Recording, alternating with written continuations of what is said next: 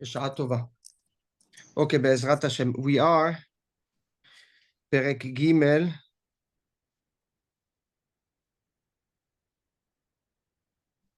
פסוק ט'. כבד את השם מהונך, honor השם with your wealth, ומראשית כל תבואתך, and with the best of all your תבואתך is your results, you know what your benefits. How do you say tevuah in English?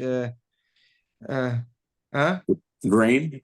No, yeah, the grain, but it's what Shlomo Melech means is by here is but your your income, what you receive, the outcome, the benefits, right? The dividends, the dividends or income. Yeah, that you make.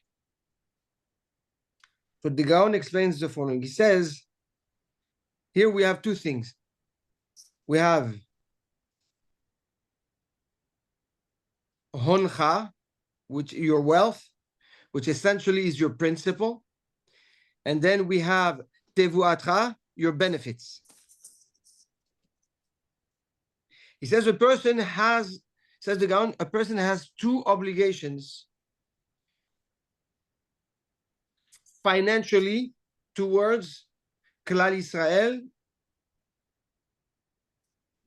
One obligation, what is obligated from the Torah,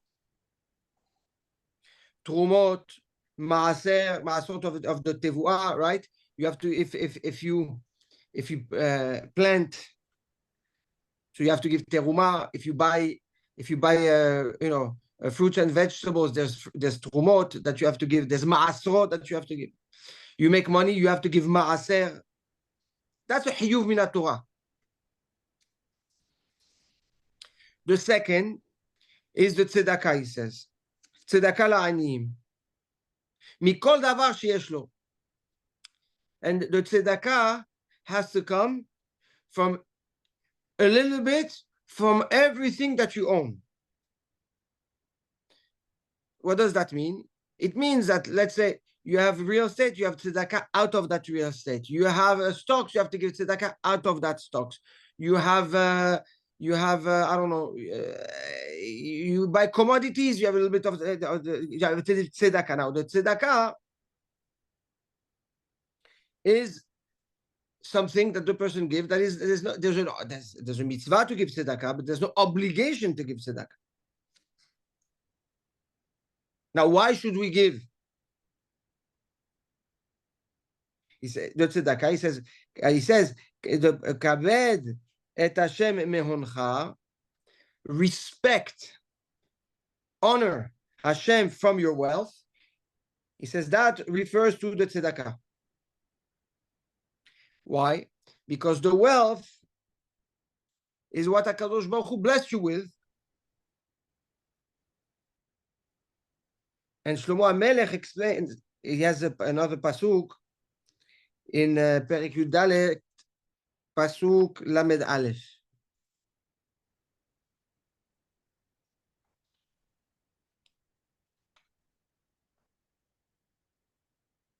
And there he says,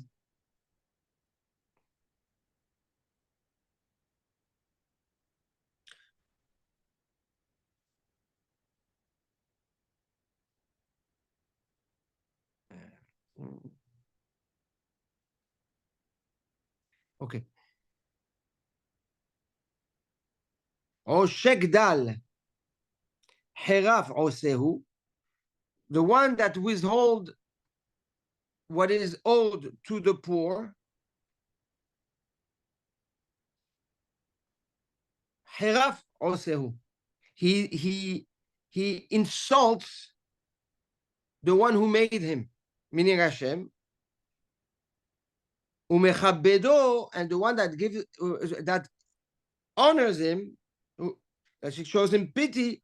Honen Evion, who is the one that give kavod to Hashem?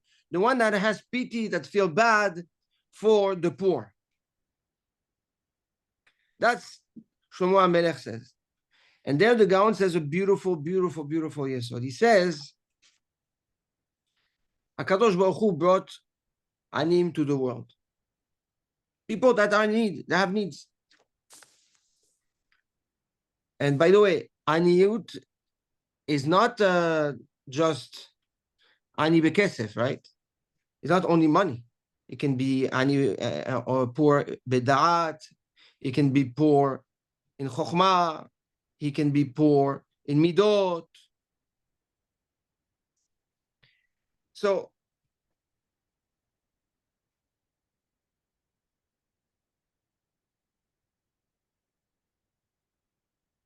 says the Gaon, HaKadosh Baruch Hu has these people, and he expects the one that he blesses wealth to be sensitive of their needs. And to take care of them. Now what happens? He says, if nobody takes care of them, what happens to that guy? The poor, the man that he's in a need. He's not making it. He's getting upset, frustrated, angry at Hashem, and he starts speaking bad about Hashem. Look what Hashem did. He doesn't give. He doesn't salvage. He doesn't help. So says the Gaon, what Shlomo HaMelech is telling us, he says the person that does tzedakah, he brings shalom between the poor and Hashem. You're here. By doing chesed, by doing tzedakah with someone, you make peace between the person and HaKadosh Baruch Hu. And HaKadosh Baruch Hu appreciates that. It's like like a mediator. Rodef Shalom. Rodef Shalom, okay. Nachon. So now HaKadosh Baruch Hu is indebted, right? Because he had a problem with this guy. This guy was getting upset. He doesn't have. He's in a need that he's not getting out of his problem. Suddenly you come, you solve his problem. Wow! Now he doesn't have a reason to curse Hashem or to be upset as Hashem or to talk bad about Hashem and say, "Hey, look what Hashem is doing." Mechabbedo. You give kavod to HaKadosh Baruch Hu, and says the Gan, you bring shalom between the two. So now, he says, this is the tzedakah that a person can do to HaKadosh Baruch Hu. That's why he says, why does he say kabed et Hashem, honor Hashem?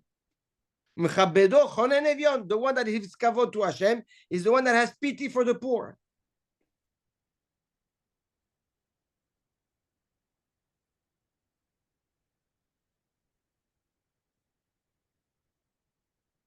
Yesod nifla. How do you want to give kavod to HaKadosh Baruch Hu? Do tzedakah. And how to do tzedakah? Again, the tzedakah is coming from your principle, not from your benefits. Your benefits, meaning your principle, meaning after you pay the maaser that is not yours, right? After you pay maaser, whatever is left enters your wealth, right? That's how you build your wealth. So it becomes part of your principle. So on that part, you have to give tzedakah from every benefit, every source of benefit. Yes. Yes, Andy. When you say after Maser, Maser could be minimum 10, maximum 20. Correct. So it would be over 20. No. It can be 11% if you give Maser 10%. Okay. And you add 1%, that 1% is tzedakah. If you decide to give 20% Maaser, and you want to benefit from the beracha of Maaser, then the tzedakah is 21%. Okay. Important.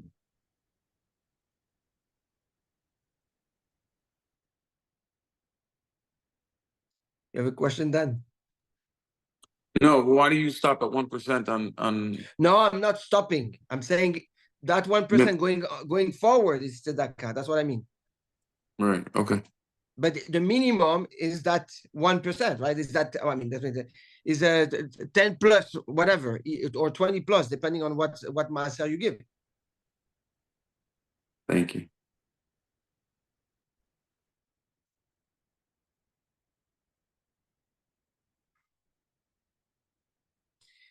That the Gaon says that hiyuv of tzedakah, the mitzvah of giving tzedakah, has to come from all your sources of revenues, from all the different types.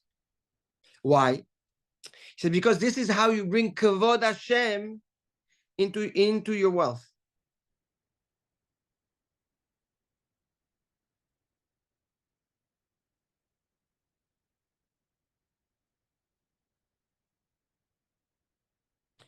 Umereshit kol tevuatecha, and from the best of your income,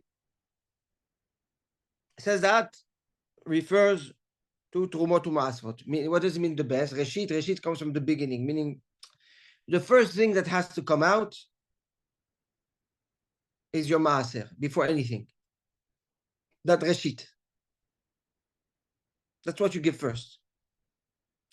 After you covered your maaser, then it's considered tzedakah. How is that important? Why it doesn't make a difference? Because if you're giving tzedakah while you have to give maaser, then maybe that tzedakah that you gave is not eligible for maaser. In the laws, maybe the laws of maaser don't apply to that tzedakah. So what you did is you might count the tzedakah as maaser, but it's not. So no matter what you give, or even if you count it as tzedakah, you still owe maaser, right? So the tzedakah kicks in only after the maaser, because up to the maaser, it's not yours. It's an obligation anyways.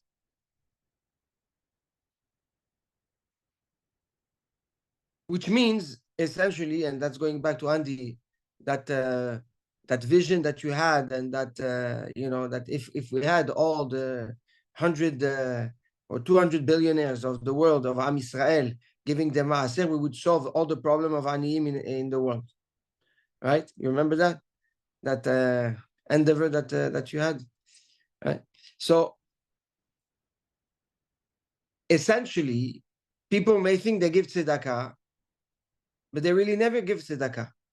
Because in order to give tzedakah, you first have to give your maaser. And your maaser, you didn't do anything special. You just give what you're obligated to give.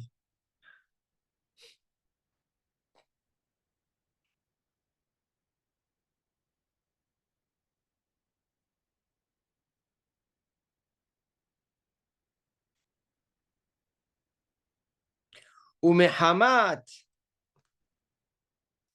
Next pasuk. Sorry. Vimal'u. Sorry. Pasuk Yud.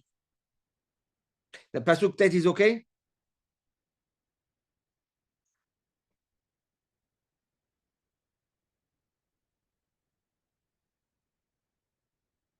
Pasuk Yud. Vimal'u asamecha.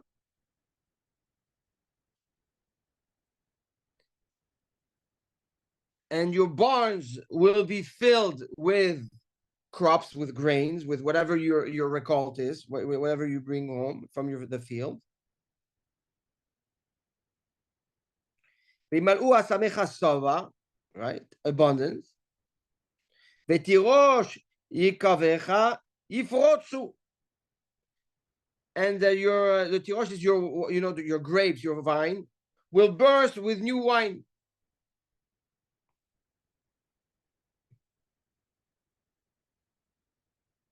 So essentially, again, it's a big abundance. Says the Gaon, says the blessings that Shlomo HaMelech is addressing now are coming because of the pasuk before, because of the mitzvah of Trumot U'Ma'asrot and the mitzvah of Tzedakah. And he explains, Asamecha, your barns will be blessed because of the tzedakah.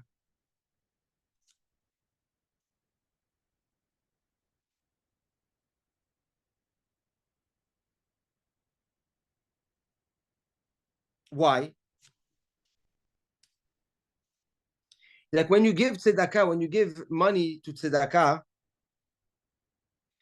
it's something that's beyond what you're expected to give.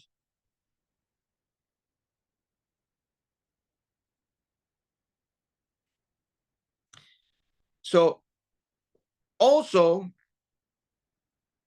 what you put in your barns, which is hidden, will have tremendous beracha.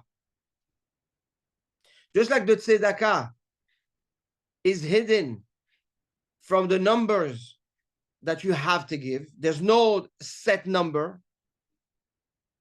Maaser, there's a set number. It's clear. Tzedakah, no. So it's essentially your tzedakah is hidden. There's no definition. Hidden, there's no definition. There's no limitation. There's no expectation. So as well, your wealth that is hidden, that is not known, will fructify and multiply by the merit of the beracha of your tzedakah. And he says, Shlomo HaMelech used the word sova, abundance.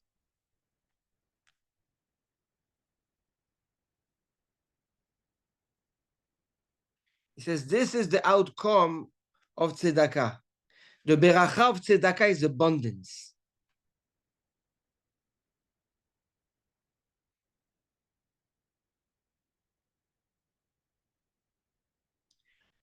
However, the maaser, which is referred to in that pasuk to the tirosh, ikovecha, right? To the vats, right, of the barrels of wine. Ifotsu, they will explode. They will go in every direction. So this is bigger than abundance.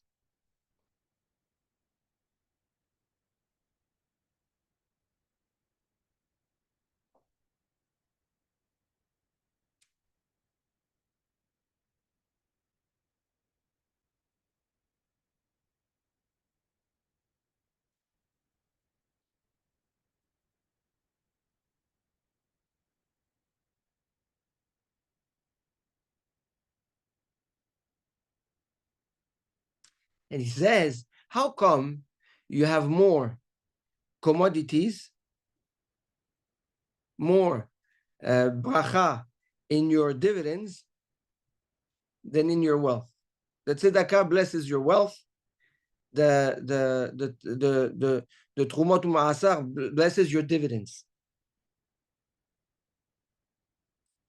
If we put it back in context of Shlomo HaMelech, and at the time, it's whatever wealth you have at home, or where you keep it, will have beracha, will have abundance, but your crops and what you bring in from from your labor will multiply exponentially. Well, we know how much, right? We know, right? He says because money, he says money, there is a number in your wealth that triggers satisfaction in a man. That he might want more. But a person, when he gets to a certain number, he's satisfied. It's no sova. But trading, buying and selling, commerce is always part of the excitement. So that's why he says that you don't get satisfied by transacting. You always want to transact. Yeah, you see people, they are super wealthy. They don't do it for the money, but they need to transact. Why do they transact? It keeps them excited. So HaKadosh Baruch Hu blesses that excitement. So that's why he will multiply exponentially the dividends, right? What you use to do business, to transact, and he will satisfy your wealth so that you're like, Baruch Hashem, we have homes, there's money, there's securities, there's plans, there's fun. Baruch Hashem, that I'm satisfied. I'm satisfied. Yes. Don't we know that greater is the fulfillment of a mitzvah that's obligated of you than a mitzvah that's not obligated of you? Sure. So doesn't it seem like the sort of reward for the tzedakah, which is not technically obligated of you, but it's more than what's obligated of you, greater than the reward of what's obligated of you of the maaser and terumah? It's not. The opposite. Exactly the opposite. Is that the reward of Trumot of Maasrot financially is much greater than of Tzedakah. So Gadol HaMitzuveh ve'oseh yoter me'eno mitzuveh ve'oseh. So the obligation yields greater outcomes than a mitzvah that's not an obligation. I mean, it's a mitzvah, it's an obligation, but it's not defined, Yes. right? Yep.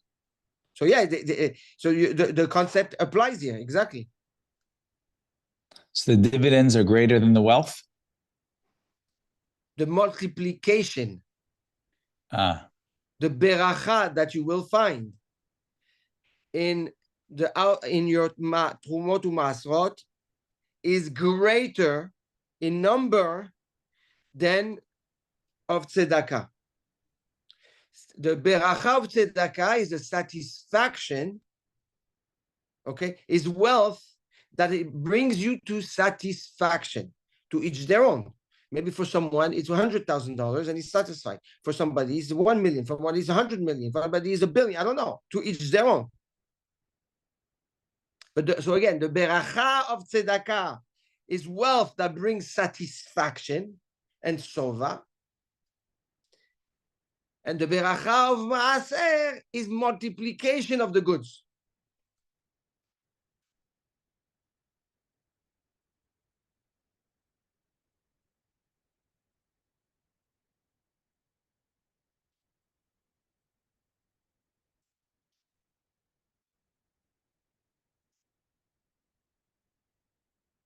Until now, we're good. Any questions? Good. Baruch Hashem. So we have time for another 2 pesukim? Because now we're shifting a different subject. Excellent. Okay. Next pasuk. So again, a mitzvah, reward of the mitzvah. Yeah, that's what we just saw. Pasuk Yud Aleph. Musar Hashem Beni al timas. It's a beautiful song. They were saying the musar, the rebuke, the discipline of HaKadosh Baruch Hu, al timas, don't discuss it. Don't reject it. The al takotz betochachto, and do not reject, react his rebuke, his tochacha.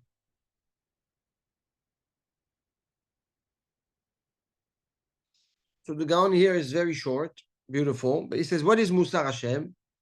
How does Hashem can bring discipline and Musar upon a person? When you open a book and you learn Musar, you learn Musar. You know, and the Musar is talking to you and talking to each and every individual in a different way. You have a book. How does Hashem teaches a person Musar? Says the Gaon, it's the Yisurim that come on a person. The challenges on a person is Hashem's Musar. And he says, Beni, my son.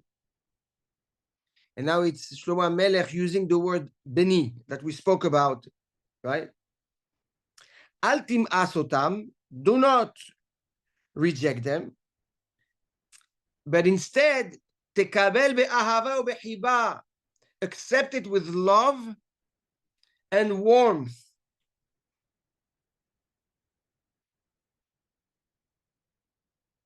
ואל תקוץ בתוכחתו, the tochacha,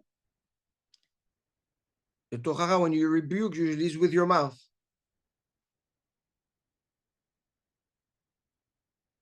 It says, do not, when a person comes and rebukes you, because of the situations that you're in. For example, a person is having some Isurim challenges, and you come and tell him, can't you see, open your eyes. Why don't you change this? Why don't you do that? Or be better, or be more this, or be what, right? People that love, they come and they rebuke the person. They see the person is in pain. So the challenge that the person is facing is the musar that HaKadosh Baruch Hu is teaching, is a discipline that HaKadosh Baruch Hu is teaching the person. It's like the person is opening a book and reading. Hashem is, so the Isurim, the challenges, the tests, is the book of HaKadosh Baruch Hu of life, okay, applied on the person. And the reaction of the people around that person, seeing the person suffering, seeing the person not changing, and their rebuke is essentially triggered by HaKadosh Baruch Hu in order to be mochia, to rebuke the person through the people, because he needs to change, and he sends the musar and is not working. So you have the musar, and then you have the rebuke, and all that are orchestrated by HaKadosh Baruch Hu himself.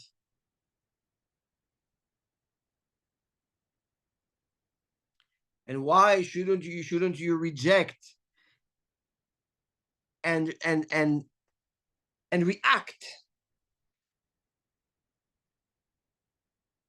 to the tochacha, to the rebuke, or to the musar? It's difficult.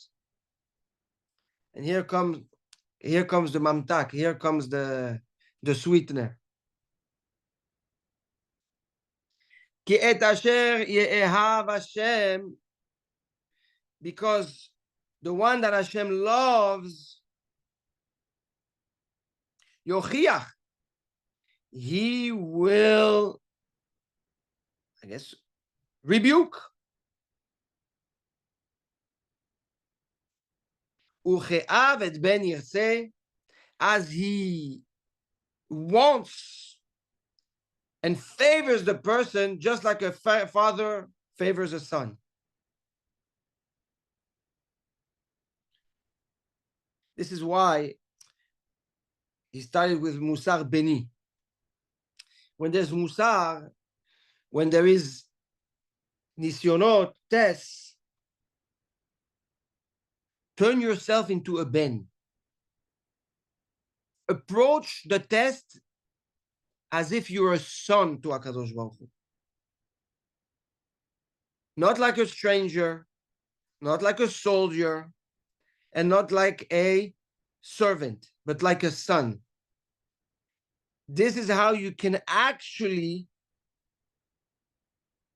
not reject the musar and tolerate the rebuke. It means that you have to, when a person faces a challenge, he has to shift his outlook from whatever he is and what he's focused on to, this is my father talking to me. This is my father expecting something from me. When a son gets a slap from his dad, he knows in that slap there is love. He knows in that slap there is chinuch. He knows in that slap there is trust and hope and belief. Something a stranger can never understand if he gets slapped by another stranger.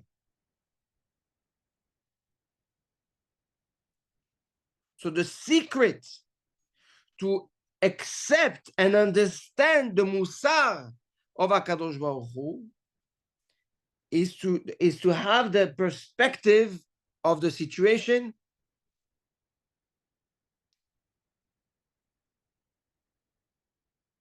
like you're a son.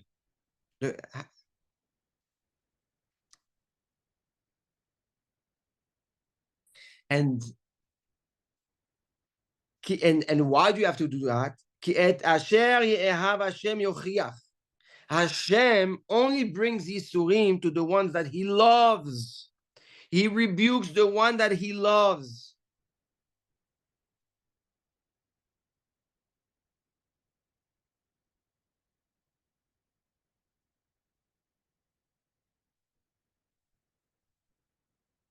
And he says, what is the difference between a rebuke and Musar?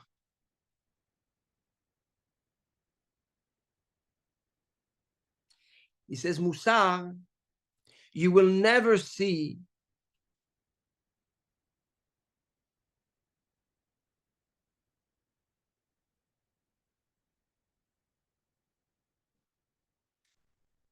let me change the thought process.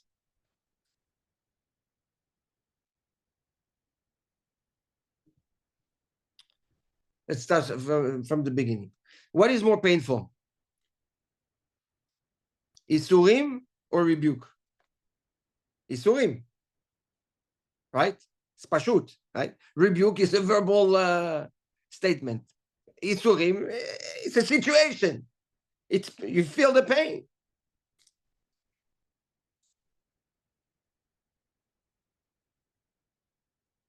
It says, although the Isurim are more painful than the rebuke, the influence and the impact that the Yisurim have are more beneficial than the rebuke.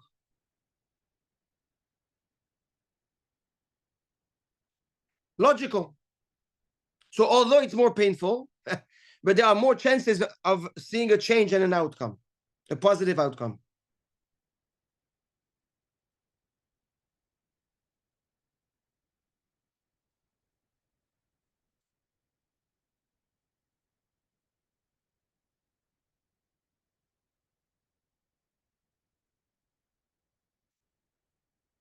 So, and says the Gaon,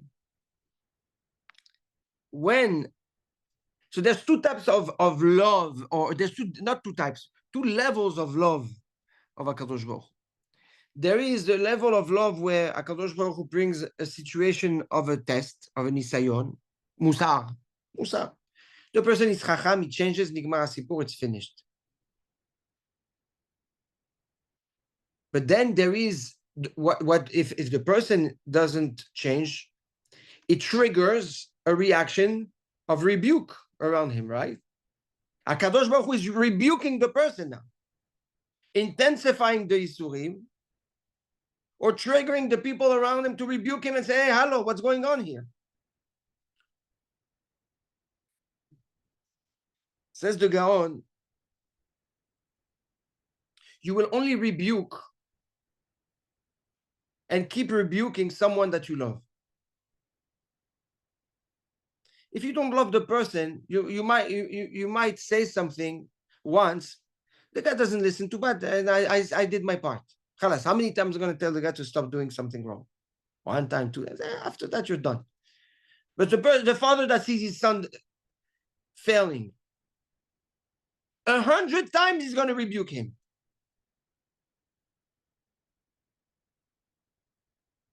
So says the Gaon, if you see Isurim, or you see Isurim intensifying, or you see people rebuking you because of your actions, because of the situation that you're in, mistama, what will the pashtut, right?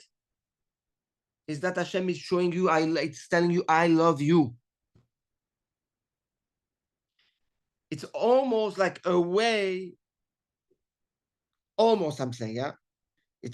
It's a parallel thought of Ishakeni Mineshikot Piu. It's just that one is like, wow, I'm giving you an injection of what you want. And the other one is like, I'm giving you an injection of what you don't want because you're in the wrong direction. But you will really want it. It's like a bitter cure medicine that you don't want to take, but it's good for you. And malaso.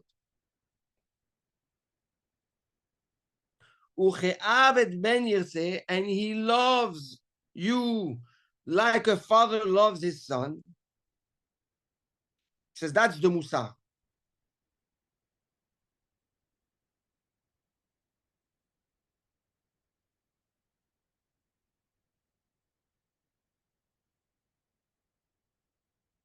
He says when you give discipline to your son, you never give up. More and more. Why? Because you invest in his future.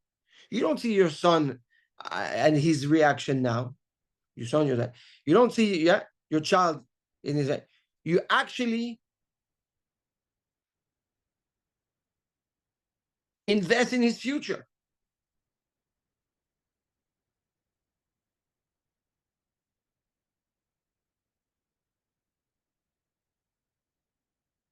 And when it's done with pain, says the Gaon.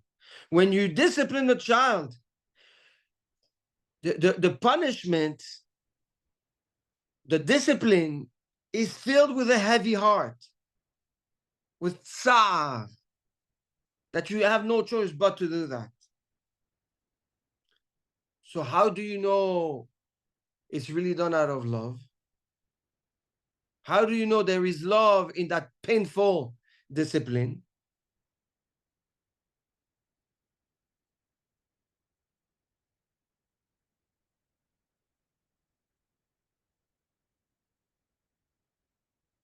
The second you change,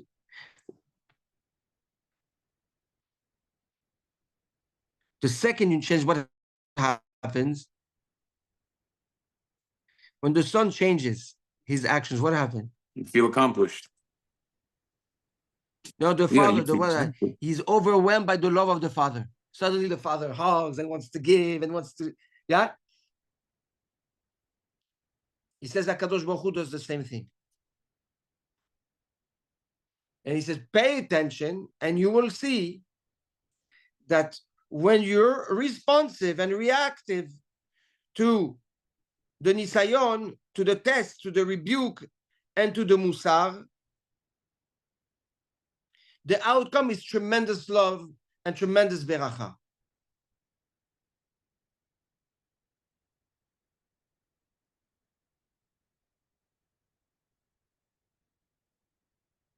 That's ucheavet ben yirtzeh. So there is light. Stanley, listen. Focus. There is light at the end of the dark tunnel. It's a promise. Hashem tells us, Shlomo HaMelech tells us, HaKadosh Baruch Hu wants to make sure that you know that he is your father. And now there's a challenge, there's a test, and it's difficult, and we question, like just like a father disciplines his son. The son questions, my father doesn't love me. Does my father really love me? This is the love my father gives me? Yeah? He's making my life difficult. He's choking me. The moment you overcome the hump, or moment you change, you trigger the love of a father from HaKadosh Baruch Hu, and the tremendous beracha comes on the person. The person will feel the love, in exponentially bigger outcome and feeling than the actual pain that he felt during the moment of discipline. Nifla beyoter, nifla beyoter.